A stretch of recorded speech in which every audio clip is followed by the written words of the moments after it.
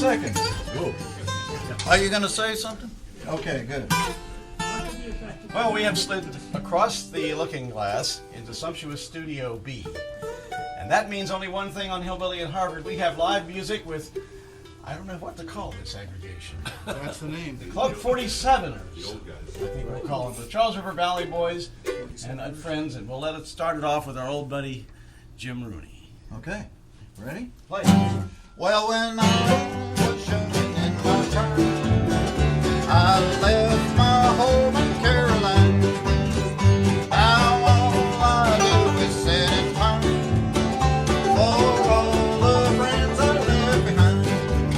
I got the Blue Ridge Mountain Blues, and I stand right here and say, my grip is packed to travel and scratch and gravel for that Blue Ridge far away.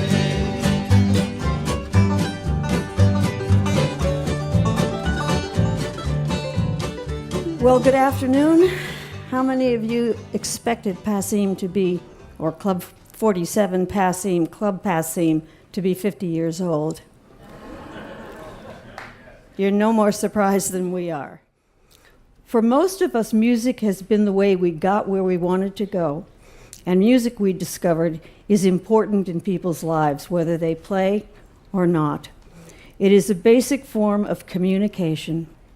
The energy created when we rediscovered the living root forms of American folk music changed our lives. We, in turn, use that energy to create something of our own that we can hand on to those who are to follow. We who are here today are still trying to get to the bottom of it all. We invite anybody who wants to do so to follow us down. Thank you.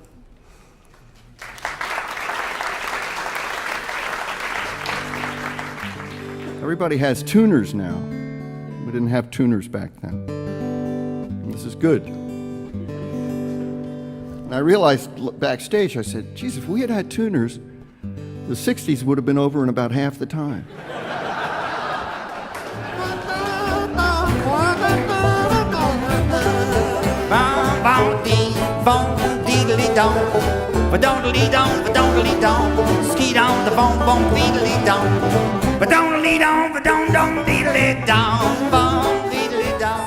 At that time, folk music was it's funny to say folk music was new because by definition it's been around for a long time, but the idea that this music was tapping into something very vital in a generation's culture and zeitgeist was a powerful force at that time. The 47 was kind of the place. I started at the Cafe Yana playing there, and then I played at the Golden Vanity, and I played here.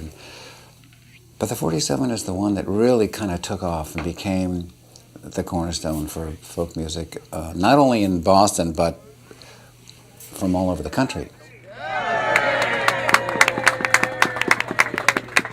I was so proud.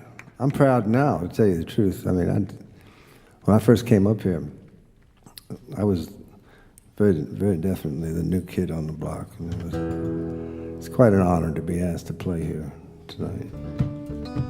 You know, these races that we've run were not for glory.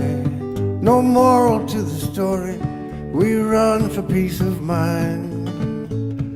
The race we're running now is never ending. Since space and time are bending, there's no finish line. I will live to be 100. I was born. These artists have come here pretty much at their own expense and with no honorarium. They're the essence of what folk music and Passim are all about. And they're here because they love the music, they love Passim, and they love each other. They certainly didn't do it for the money. Folk music is, in part, an expression of what's really important in people's lives. And if you listen to the music of these artists, you'll feel this. And finally, folk music is music in a setting where there's a relationship between the artist and the audience. And that's what we certainly have here. In closing, a great philosopher said, without music, life would be a mistake. Luckily, we have music tonight, and we hope to have it for at least another 50 years. Should old acquaintance be forgot and never brought